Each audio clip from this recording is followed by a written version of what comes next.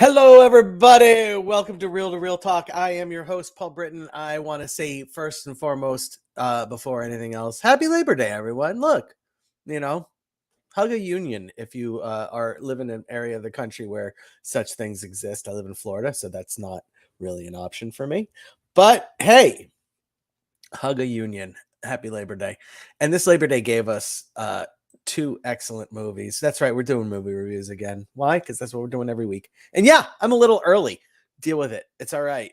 You'll catch up. You'll catch up. I believe in you. The two movies we got this weekend, one was a new release this weekend, and then one was an expanded release this weekend. So the new release was The Equalizer 3 from Denzel Washington and Antoine Fuqua, the director of the first two and third, also director of all three Equalizer movies featuring Denzel Washington. And then the other wide release movie was Bottoms, which we'll get to later, but I am super excited to talk about, because yes. And then I'll also talk briefly about a new release on Shudder called Perpetrator. It doesn't really warrant a long discussion, but I like to talk about things that I watch that are new that people may or may not want to check out. And so, yeah, stick around. We're doing all three. We'll start with the Equalizer 3. Now, first and foremost, you need to know that before a week ago, I had not seen any Equalizer movies. I thought I had seen the first one, but then I watched it and I was like, you know what? I've never seen this movie before. I was confusing The Equalizer with Man on Fire, starring one Dakota Fanning, who happens to be in Equalizer 3. So 2014 is the release date of the first Equalizer movie, which I didn't see. And I got to say, I'm lame. How did it take me so long to get around to this? I really wish Sergio were here because he would definitely be criticizing my inept abilities to keep up with awesome movies, because I'm 100% certain he had seen both of the Equalizer movies.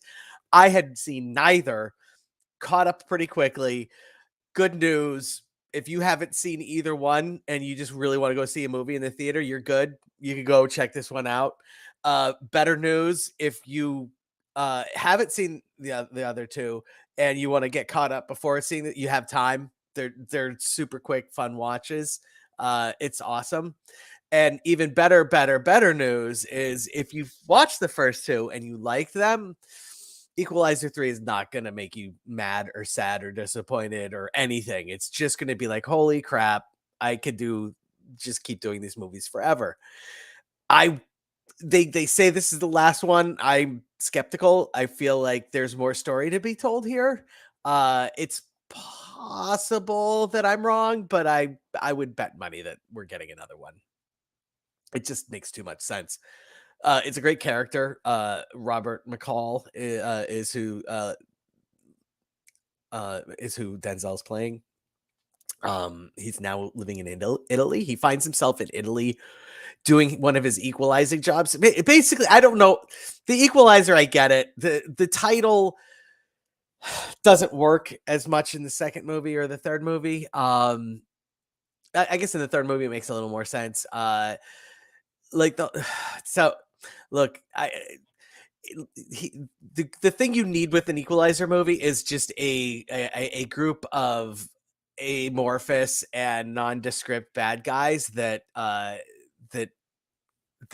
Denzel Washington can cut his way through without really making you feel like bad about it or question the morality of it or wonder if there were a different way to go around this. And this time they went old school, man. They went like, hey, we're going back to like the 1950s and 60s. We're doing Italian mob as the bad guys. And it's like, okay, yeah, let's do that. Actually, I guess we could say 1980s too. There were a bunch of mob movies in the late 80s, early 90s. So, first of all, the setting. God bless this movie for actually being filmed in a small Italian town. No idea what the town was called. Apologies for that. Not really. Just know that the setting is it's so perfect. It's so amazing. It really it's immersive and it's fun and it's everything that the stupid Fast X movie was not, where they supposedly took place in Rome, but like you you'd have no idea. Um God, and this movie just kicks right off. It's like, yeah, we're going full throttle. We're ready to go. I was ready to go. I mean look, you've hopefully you've seen trailers. I'm not going to spoil the movie. Hopefully though you've seen trailers. If you're like, oh my god, I can't watch even trailers because that spoils to me. You're probably not watching this until after you've seen the movie anyway, so I'm not going to be spoiling anything. Um, the trailer is like the first. I would say 60% of the trailer takes place in the first 5 minutes of the movie, and that's amazing. And it's just such a great like intro setup first thing, and then we're in with the mob, and we need Denzel to equalize for a small Italian town that finds itself on the wrong end of the mob's desires, let's say. And wow, it's just the wonderful thing about this movie is that there are homages to so many other uh famous Italian movies. Cinema Paradiso comes up, comes up a couple times for me. There was a Fellini movie that I did recently. Um when Sergio was still on the show, that was the machine that kills only bad people, something like that. I'm not getting it exactly right, but it's something like that. And like that movie was like, oh my god, what I'm watching right now is there's like lifts directly from that movie, and it's delicious. And you don't need that background to enjoy the movie, but enjoying it on an extra level really is fun. That's what I got to say about this movie. It's bloody fun. It's bloody gory fun, and Dakota Fanning's fantastic, man. Why is she not like?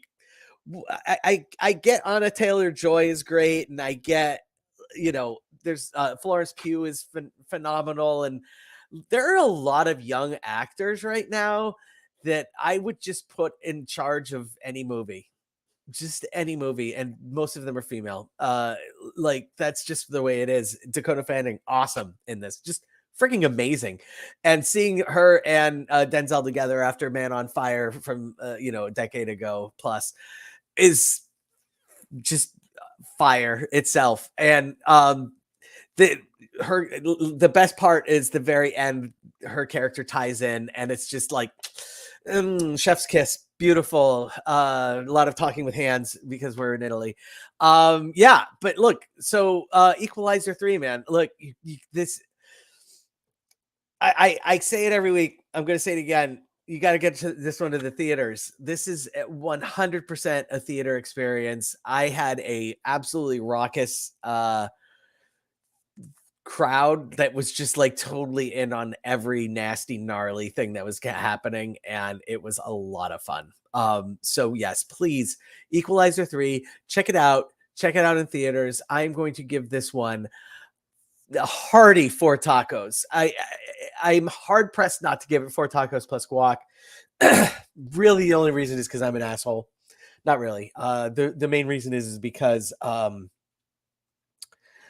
there for all of its homages and stuff, it's a one note movie. That's it. Even though the homages are fantastic, it's still, it is exactly what it is, and that's great. And that for being exactly what you are and being great at it, you get 4 tacos, and that's all I'm asking for in life. So please go see Equalizer 3 in theaters now. Next up, released 2 weeks ago to select cities, and then released last week to a much broader audience. Hopefully it's playing in a theater near you, is a movie called Bottoms. Now, I am here to tell you that there was a segment, I referred to it earlier, and I'm going to just talk about it again. There was a segment I used to do called What the Hell Did I Just Watch? And Bottoms would have been like an all-time banger for what the hell did I just watch movie marathon. This movie is cinema perfection. So it's coming to us from a writer director Emma Siegelman, Seligman. I'm sorry, Emma Seligman, who made a movie that was released early in the pandemic called Shiva Baby. That's a 70-minute taut, amazingly hilarious movie. And it's also stars Rachel Sennott who appears in this movie as well. So they brought the band back together, and God bless them, because this movie is bonkers. I cannot. This is one of the dumbest, most brilliant movies I've ever seen in my entire life. I can't tell you how funny this movie is while being. I don't understand how a movie can be simultaneously just absolutely stupid, but absolutely brilliant. It, but it is, and the all of the characters are just cliche level dumb. Every single one of them is 100% paper thin cliche level dumb, but so thick and textured in the fact that they are built around every single high school movie cliche character that's ever been appeared in a film before. And god damn, this movie works so well on every level. I was just I there were parts where I wanted to laugh, but I was like, how is this even on film? This is so crazy and funny and brilliant and stupid. This movie is just everything. It is literally somebody, like, somebody saw an everything bagel and said, "There's not enough everything on an everything bagel. I want more." And they said, "Well, why don't you just go make this movie Bottoms instead?" And they're like, "Great, perfect," because it's send up. It is a send up of movies that send up teen movies. Like that's the thing that I can say about it. It makes it loves lovingly makes fun of like Mean Girls, and lovingly makes fun of Better Off Dead, and lovingly makes fun of fanboys, and lovingly makes fun of everything that's ever happened in a John Hughes movie, and everything that's ever happened in like Step It Up, shit, the dance one, the cheerleader one, step Set It Off. Yes. And just it's just great. I cannot I cannot recommend this movie enough. That's all there is to it. Bottoms is easily one of the most brilliant and stupid movies you will ever see, and I don't know how to recommend a movie more than that. Is it a 5-star? No, this is not a 5 taco movie. I'm not going to do that. I thought about it. I thought maybe I need to give this one 5 tacos, but it's not, because it is just so stupid. But it is so funny in how stupid it is. This one's getting 4 tacos plus guac. Please, please, this movie needs to be seen. Okay, Bottoms is a movie that needs to be seen. Please go see Bottoms. I promise you it will be funny. If you've ever liked any teen movie ever, I promise you they might make fun of it, and in a loving, caring, nurturing way that every good satire has ever done. Good satire is awesome because the people that are making fun of the thing they're making fun of love the source material, and that's what Bottoms is. Bottoms is a send up of every teen movie ever made, so that's why it gets 4 tacos plus guac. Please go see the movie Bottoms in the theater. Tell your friends this weekend. We missed it last weekend. This weekend we're going to see Bottoms in the theater. Oh, but I wanted to go see The Nun too. No, you didn't want to go see The Nun too. You wanted to go see Bottoms. Whatever movie you think you want to go see in the theater, what you actually want to see is Bottoms. I assure you. Okay, that's where we're gonna leave it. So Bottoms, awesome. Bottoms is bottoms up. All right, that's horrible, and I apologize for that. I shouldn't do that. The last movie I'm going to be reviewing is a new release from our friends at Shudder. And so because it's a Shudder release, oh, it's a horror movie. Okay, I guess. Um, Here's the interesting thing about Shudder.